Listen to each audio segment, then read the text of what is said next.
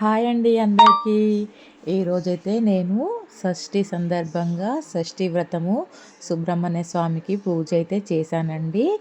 ఈ వీడియో మీతో షేర్ చేసుకుందామని పోస్ట్ చేశాను. ప్లీజ్ ఫ్రెండ్స్, వీడియోలోకి వెళ్ళే ముందు స్మాల్ రిక్వెస్ట్, నా వీడియో నచ్చినట్టయితే లైక్ చేయండి, నా ఛానల్ను సబ్స్క్రైబ్ చేసుకోండి. మీరు ఇచ్చే ఒక్క లైక్ వల్ల నాకు ఇలాంటి మరెన్నో వీడియోస్ చేయాలని చెప్పేసి అనిపిస్తుంది. Please like, share, subscribe. ఇప్పుడు వీడియోలోకి వెళ్ళిపోదాము. ఈరోజైతే సోమవారము షష్ఠి కదండి. నేను మా పిల్లలు చిన్న ఉన్నప్పుడు కూడా 6 సార్లు ప్రతి నెల సుబ్రహ్మణ్య స్వామికి షష్ఠీదేవి వ్రతము చేస్తానని చెప్పేసి సంకల్పం చేసుకొని చేశాను. నాకు చాలా మంచిగా అనిపించిందండి. ఇప్పుడు కూడా 6 సార్లు ప్రతి నెల షష్ఠి వ్రతం చేస్తానని చెప్పేసి మొక్కుకున్నానండి. మనం ఎప్పుడు షష్ఠీదేవి వ్రతం చేసినా సుబ్రహ్మణ్య స్వామికి సతీ సమేతంగా ఉన్న ఫోటో పెట్టుకొని ఈ వ్రతాన్ని అయితే ఆచరించాలండి.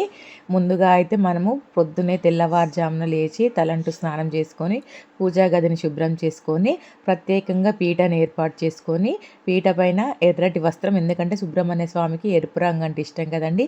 ఆయనకి ఎర్రటి పువ్వులతో మనము వీలైతే ఎర్రటి వస్త్రం ధరించి ఎరుపు వస్త్రము మన పీట పైన పరిచి స్వామివారి ఫోటోకు గంధం కుంకుమలతో అలంకరణ చేసి పూలమాల వేసి ఆయనకు మందార పువ్వు, ఒక్కటైన మందార పువ్వు పూజలో ఉండేలా చూసుకోండి. ఒక మందార పువ్వును ఏర్పాటు చేసుకొని తర్వాత పూజనైతే చేసుకోవాలండి. సుబ్రహ్మణ్య స్వామికి ప్రతి నెల షష్ఠి, శుక్లపక్షం, కృష్ణపక్షం, శుక్లపక్షం అని 2 ఉంటాయి కదండి. శుక్లపక్షంలో వచ్చే షష్ఠి రోజు ఈ వ్రతాన్ని అయితే ఆచరించాలి. ఈ వ్రతాన్ని ఆచరించిన రోజు బ్రహ్మచర్యం పాటించాలి. తర్వాత నేలపైన పడుకోవాలి. నేలపైన పడుకోలేని వారు ఫ్రెష్ బెడ్షీట్ అయినా మార్చుకొని పడుకోవచ్చు. తర్వాత మధ్యాహ్నం పూట భోజనం చేసి రాత్రి టిఫిన్ చేయవచ్చు. లేదు అంటే డే అంతా పాలు పండ్లు తీసుకొనైనా ఉపవాసం ఉండవచ్చు. ఆరోగ్యం సహకరించని వాళ్ళు ఒక పూట భోజనం చేసి రాత్రి టిఫిన్ కూడా తినవచ్చు. ముఖ్యంగా షష్ఠీదేవి అమ్మవారు అంటే పిల్లల్ని కాపాడే దేవత కదండి. ఆమె మన పిల్లలకు రక్షగా ఉంటుంది. ఆ దేవిని పూజించడం వలన మన పిల్లలకు ఎలాంటి దోషాలు లేకుండా, బాలారిష్టాలు లేకుండా, ఎలాంటి గండాలు లేకుండా ఆ తల్లి కాపాడుతుంది. తర్వాత మనం షష్ఠీదేవి వ్రతం చేసినప్పుడు సుబ్రహ్మణ్య స్వామికి కూడా అష్టోత్తరాలు చదువుకుంటూ పుష్పాలని సమర్పించాలి. అమ్మవారి అష్టోత్తరాలు కూడా చదువుకుంటూ పుష్పాలని సమర్పించాలి. సుబ్రహ్మణ్య స్వామికి 6 సంఖ్య అంటే ఇష్టం కదండి. వీలైతే 6 దీపాలు పెట్టి పూజ చేసుకోవాలి. అందుకే నేను ప్రతి నెల 6 మట్టి ప్రమిదలలో దీపాలు వెలిగిస్తున్నాను. ఎర్రటి వత్తులు ఉండేలా చూసుకోవాలి. నా దగ్గర స్కంద దీపాంతరాలు ఉన్నాయని చెప్పేసి అవి కూడా నేను పూజలో అయితే పెట్టుకున్నాను. సుబ్రహ్మణ్య స్వామి వారి వాహనం వచ్చేసి నెమలి కదండి.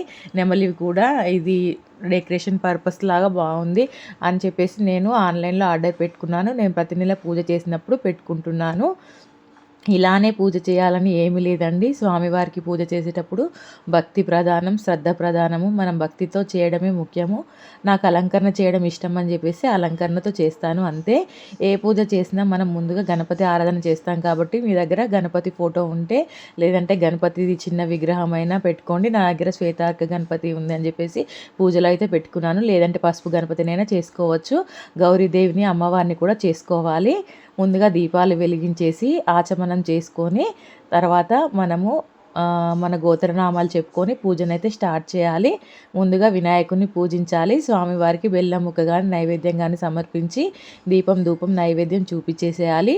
తర్వాత సుబ్రహ్మణ్య స్వామి అష్టోత్తరాలు చదువుకుంటూ ఎర్రటి పుష్పాలు, తర్వాత షష్ఠీదేవి స్తోత్రం చదువుకుంటూ పుష్పాలు సమర్పించాలి. తర్వాత పూజలో కొబ్బరికాయ కూడా కొట్టాలి. స్వామివారికి నైవేద్యం వచ్చేసి చలివిడి, చిమ్మిలి, తర్వాత ఆవు పాలు నైవేద్యంగా పెట్టాలి. నేను ఓన్లీ ఈరోజు చిమ్మిలి నైవేద్యంగా పెట్టాను. ఆవు పాలు తర్వాత చలివిడి కూడా పెట్టవచ్చండి. హారతి పాట పాడేసి స్వామివారికి నైవేద్యం అయితే చూపించేయాలండి. ఒక వ్రతకథ ఉంటుంది షష్ఠీదేవిది. మనం గూగుల్లో కొడితే షష్ఠీదేవి వ్రతకథ అని వస్తుందండి. ఆ వ్రతకథ చదివేటప్పుడు మన చేతిలో కొన్ని అక్షంతలు, ఎర్రటి పుష్పం తీసుకొని చదివి తర్వాత స్వామివారి ఫోటో దగ్గర వేసేసేయాలి. ఒక ఎర్రటి పుష్పం తీసుకొని మన మనసులో సంకల్పం చెప్పుకొని 3 ప్రదక్షిణలు చేసి ఆ ఫోటో ముందు ఆ పుష్పాన్ని వేసి అక్షంతలు వేయాలి. మన మనసులో కోరికను చెప్పుకొని ఆ పూజ చేయాలి. ఆ స్వామివారు తప్పకుండా నెరవేరుస్తారు. షష్ఠీదేవి అమ్మవారు మన పిల్లలకు రక్షగా ఉంటుంది. ఎలాంటి దోషాలు, బాలారిష్ట దోషాలు లేకుండా ఆ అమ్మ కాపాడుతుందండి. నాకైతే చాలా మంచిగా అనిపించింది. నేను ఇప్పుడు ఇది 3వ సారి చేస్తున్నాను. 6 సార్లు చేయాలండి. నెలకు ఒకసారి 6 సార్లు వ్రతాన్ని ఆచరించాలండి. Bye friends.